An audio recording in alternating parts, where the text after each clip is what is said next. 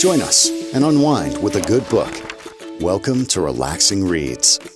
Yes, welcome to the Relaxing Reads podcast. Simone, Deb, and Tanya here with you ahead of our conversation with Sarah Bernstein, the author of Study for Obedience. If you haven't read the book, Deb will share what it's all about. Our latest read, Study for Obedience from Sarah Bernstein, tells the story of a young woman who moves from the place of her birth to the remote northern country of her forebears to be housekeeper to her brother, whose wife has recently left him. Soon after arriving, a series of inexplicable events occur: deaths of cattle, the demise of a ewe and her lamb, a local dog's phantom pregnancy, a potato blight too. She notices that locals suspect she might be the cause or the reason. It explores themes of guilt, abuse, and prejudice through the eyes of its unreliable narrator. Sarah, so happy to have you on the podcast with us today. Yes, thanks so much for having me. So happy to have you, Sarah, because we have so many questions. You've left us with so much. Lots to wonder about as we are wandering around the story. First off, where did you come up with the idea? I think one of the sort of core concepts came to me when I was at a retrospective of the painter Paula Rego's work a few years ago in Edinburgh, and she had this quote up on the wall where she said something like, "Women can be obedient and murderous at the same time," talking about the women in her paintings. And I was really, really struck by that dynamic, I think, and I couldn't really understand what it would look like or how, this trait of obedience that is usually seen to be passive, not something active, not something that could be murderous or act in the world, how that could come alive and could become agential. So that was kind of like the starting node of the story, and I sort of worked from there with that idea in mind. Wow. You offered us a window into who the narrator was and what she experienced, but we don't know her name. Why did we not learn her name, or why did you not give us her name? It's a very interesting question, and part of the reason I find it interesting is because it genuinely didn't occur to me that it would become sort of an issue at all. And I think part of the reason was pragmatic, so I didn't name her because I sort of thought, without really thinking about it, that it was a first-person narrator. And when we think in a first-person way, in terms of I, we don't generally use our own names. So that was the first thing. And then I guess the second thing is she's also a character who doesn't really see herself reflected back in the world from, by other people. So there's no dialogue, no direct dialogue in the story, nothing that comes directly from other people. I think she has one line of dialogue towards the end of the novel, but everything else is reported speech. And people don't really speak to her, they speak at her. So there's not really an occasion for her either to ever hear her own name. So I think there were a couple of practical reasons, as well as, I don't think I actually thought about it too much. It wasn't so much a conscious decision, just, thinking about how to construct a first-person narrator of this kind and how they might conceive of themselves in the world. We certainly feel a lot for this character, with or without her name. And even with keeping the location kind of vague, I think the three of us, we all had different places on where we think this could have taken place. And it's like you read along and you sometimes feel like you're in the olden times, the way things are, or with the times people. But then it's like we have this modern home when we're on a Microsoft Teams meeting. So what was kind of the thought process behind that? Were you trying to keep it in modern times or kind of have both times represented? That's a really good question. I think I wanted to have a sense of the past living alongside the present in the book. And I think that's reflected in a couple of different ways, primarily through the way this character speaks. So she uses a slightly sort of archaic way of speaking, a kind of archaic diction of telling her story. She speaks in a kind of very formal register that doesn't sound that contemporary. And then there's the kind of timelessness too of the situation in the town, and the townspeople seem as if they could be from sort of any epoch. So I think on the one hand, I did, because I was thinking about how an experience of history could be transmitted through generations, not just a specific event, but how a people might experience history and how that can affect, people from generations later. So I was interested in looking at that. So that was one reason that I wanted them to sort of exist alongside one another. And then, obviously we're so kind of entangled with technology in daily life that even a character like this can't really escape it. She's working remotely, so she relies on, the remote work technologies, as does her brother, like Teams. She uses a kind of audio recording stuff for her own job doing legal transcription. So that seemed to me important to take into account too, that even though this is a character who's really tried to detach herself from the world and from these kinds of technologies, she's just as enmeshed in the world as everyone else, even though, she sort of thinks of herself as very separate, I think. And Sarah, I'm wondering about, the townspeople and the fact that the narrator could not understand the language that they were speaking. And we all know that a lot of communication between people across the world is through language, right? So why did you make it that she didn't understand the language, even though her brother did? And there's a part in the book where you say that the townspeople knew English, but would not speak it. And then they had hand signals, right? Which made me think about a whole bunch of other stuff. So, the narrator went to university, had no problem with learning other languages, yet she could not learn or understand the language of the townspeople. So why did you create that kind of world, not allowing the narrator to communicate at all with these people? Yeah. This is one of the first parts of the novel that I ever wrote, even before I knew that it was a novel and this character was the character that I was going to go with. But I was thinking about what it would be like to move to a place and be completely illegible to the people there, not able to communicate anything of yourself, but likewise they would remain completely illegible to you, and what that might be like if there was this language barrier that was unsurmountable. That there was something kind of really unassimilable about this character.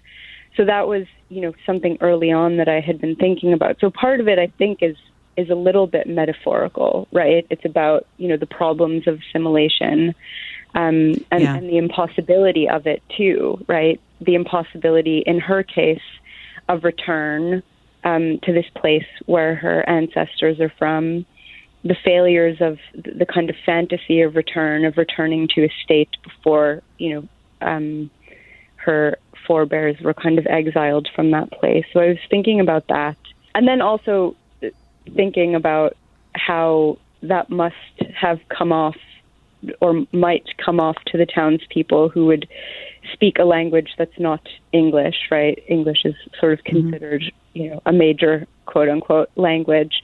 And English speakers often travel without learning, learning languages from the places that they're visiting. Yeah, and I think that there's something a little bit sort of colonial in that mindset, right? That everybody's going to be able to speak your language. You're not going to have to adapt. So I think there too, there's this sort of complication of, on the one hand, the townspeople are the kind of descendants of people who persecuted her people.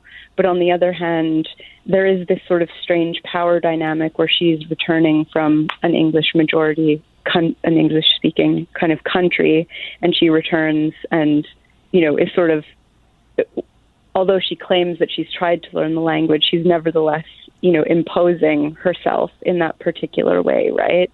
She says, I know they can speak English, but they're choosing not to. So I think I was trying to complicate the sort of easy dynamic between, who's culpable and who's innocent in that respect as well. Because we only have her word for it, of course, that she's tried to learn the language. Yeah. Yeah. And it's interesting how, Sarah, you talk about she's so detached in her way with her remote work. She's kind of living in isolation. And it makes you really think about, you don't really learn about any kind of there's a few relationships she shares that she has in her younger years, but the dynamic with her siblings, her parents, you kind of feel bad for her that she doesn't really have someone to connect with until there's we meet Bert, and then she has this great relationship with Bert, and it's taken away from her when her brother returns. So what's kind of the thought process behind that? Behind Bert. Yeah. I think it did.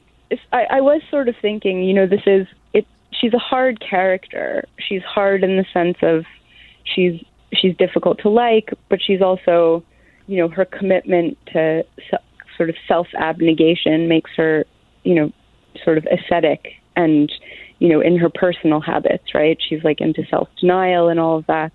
And so she's unlikely to sort of allow herself intimacy with people. And, she tells us early on that when she had tried sort of engaging in personal relationships with people, they'd failed, in part because of this sort of sense of detachment and the fact that she's always kind of subjugating herself to other people. But I think sometimes, in spite of ourselves, we connect even where we don't want to, right? So Bert is this sort of maimed little dog, and she's a kind of maimed person, so they maybe have that in common a little bit. And there's a kind of independence in their relationship, too. He's not dependent on her, and she's not really dependent on him, even though they kind of, well, she at least forms an emotional attachment to him.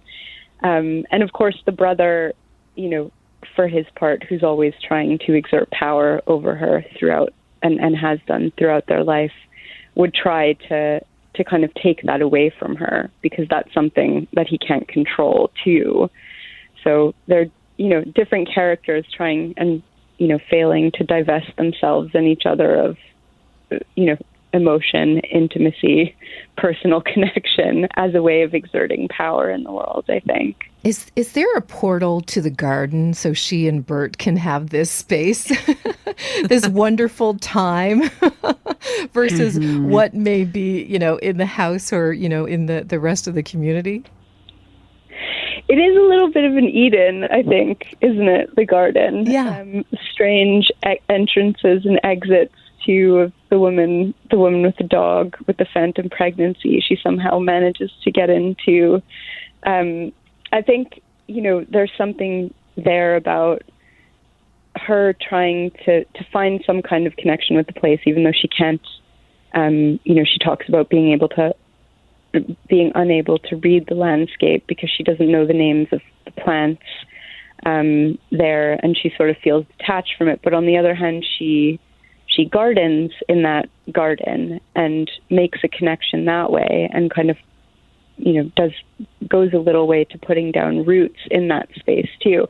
I hadn't actually thought of it that way, but I really like that reading, that there is this kind of space of safety for her that's outside of the house, but also not out in the bad world of the town. Mm-hmm. And that is really that is a beautiful space that you created. And I actually liked the part where she would walk to the pond when it was still covered with ice, and she would, look at the things happening underneath the ice. I think I did that as a kid. It's kind of interesting. Yeah. But you also you took us also on some very sort of kind of harsh realities too. Like as a reader, I'm reading about the kite that is plucking out that rabbit's intestines, while the rabbit is still kind of alive, and her brother, and the story about the frogs where he took the big frog and put it beside the little frog, and only to watch the big frog eat the little one, and the dead, the ewe with her dead lamb sticking out of her with the eyes plucked out. Like some of that, when I was reading it, I'm like, oh gosh, I can like put this image in my head and it won't go away.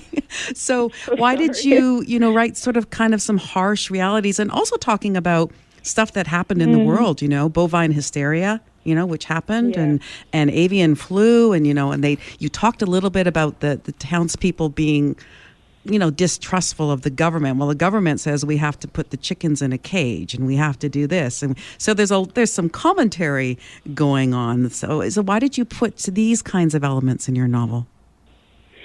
Yeah, it's a very interesting question, which I could probably talk about for a very long time. So I'll try to kind of unpick some bits of that. Yeah. So I think the first thing is that how should I start this answer, actually?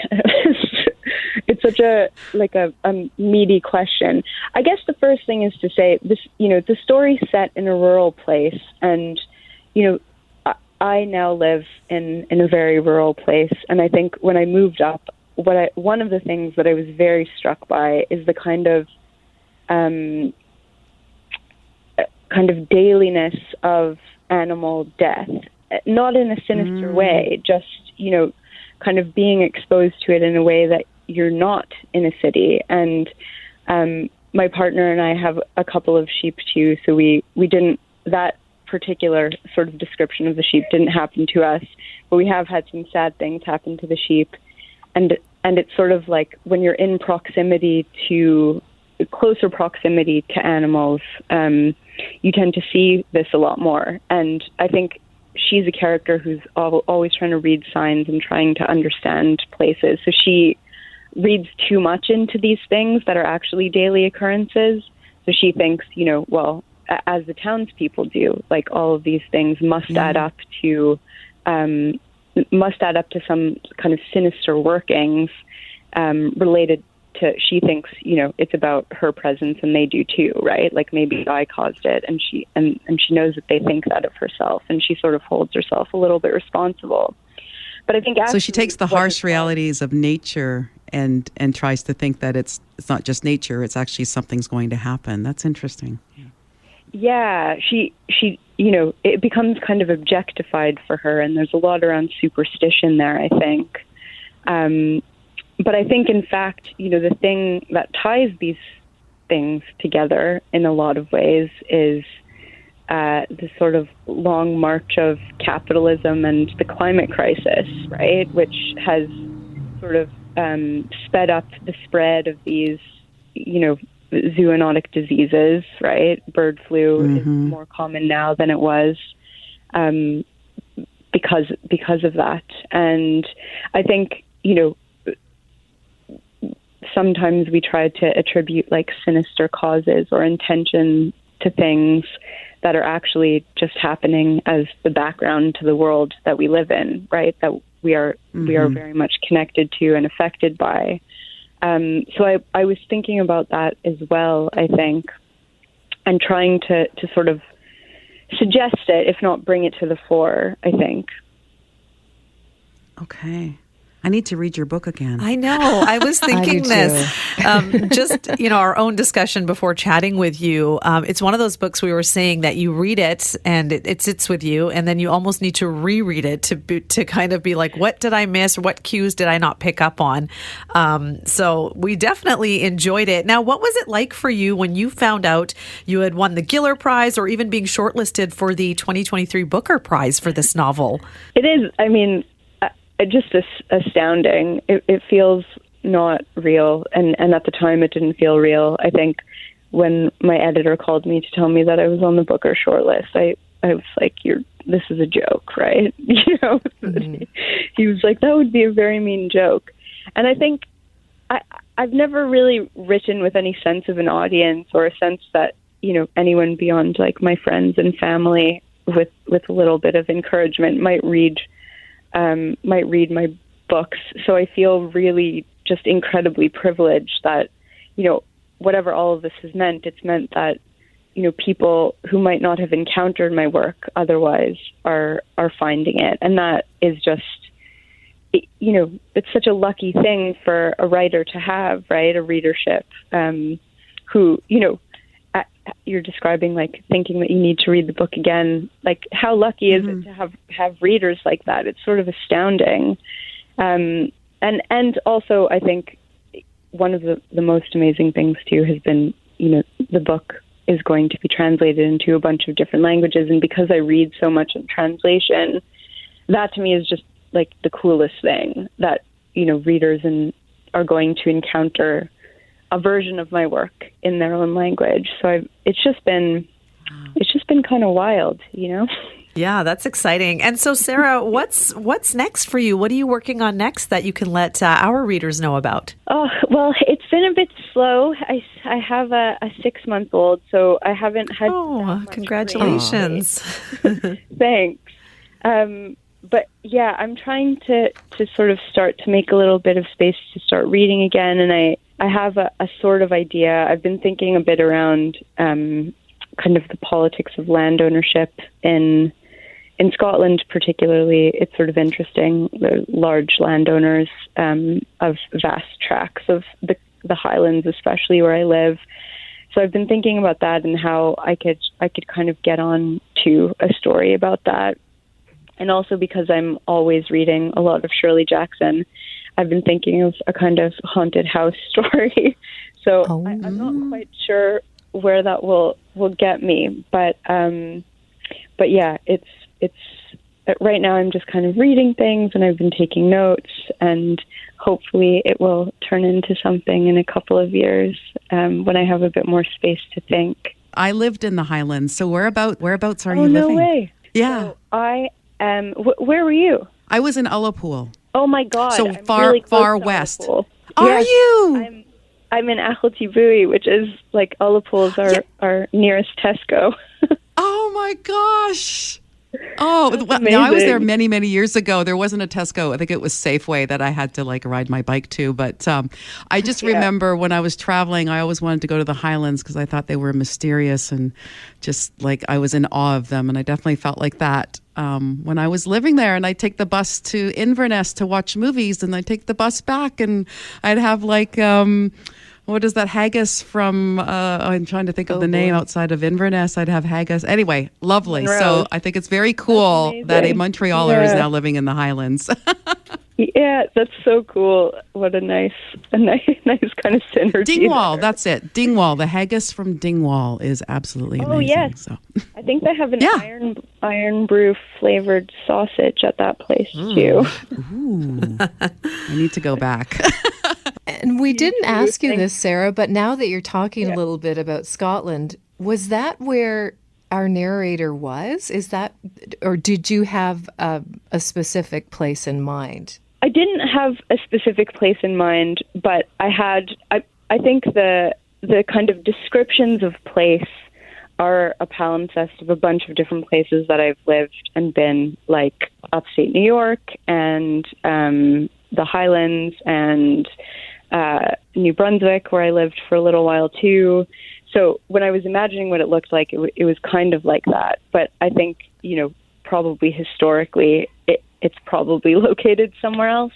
But I think part of the reason I didn't want to pin it down too much is that I didn't want to kind of limit the kind of experience of history of this character and her ancestors to one particular thing, right? And I think oftentimes when people think of like the beginning of Jewish history or like the beginning of the sort of key traumatic event of Jewish history, they think of the Holocaust, obviously, for obvious reasons. But of course, the history of exile as it relates to the Jewish people is a lot longer than that, and millennia longer than that, in fact, right? And even 100 years before, right, there were the pogroms. Like there's all sorts of things. So I wanted to think more rather than just about like the inheritance of the Holocaust. Think about the inheritance of a particular experience of history as like a series of catastrophes. So what does it mean to feel like you're always about to be uprooted, or that something bad is always going to happen, and you're waiting for that thing to become true, and history has proven that it's going to become true? What if you raise children in that kind of climate, as this character's parents did? What does that make of a person? So I think that's sort of why I didn't want to pin it down too specifically. But it's been really interesting to hear readers' responses and the kinds of places that they think it happened in and why they think it might have been that particular place. And of course, I understand, as a reader myself, the kind of ways that you want to pin down things when you're writing. So It's just been a sort of interesting process of reception and hearing about it, I think. Mm-hmm. Well, we like the mystery that is attached to the story, for sure. Yeah. And you've given us a lot of things to think about.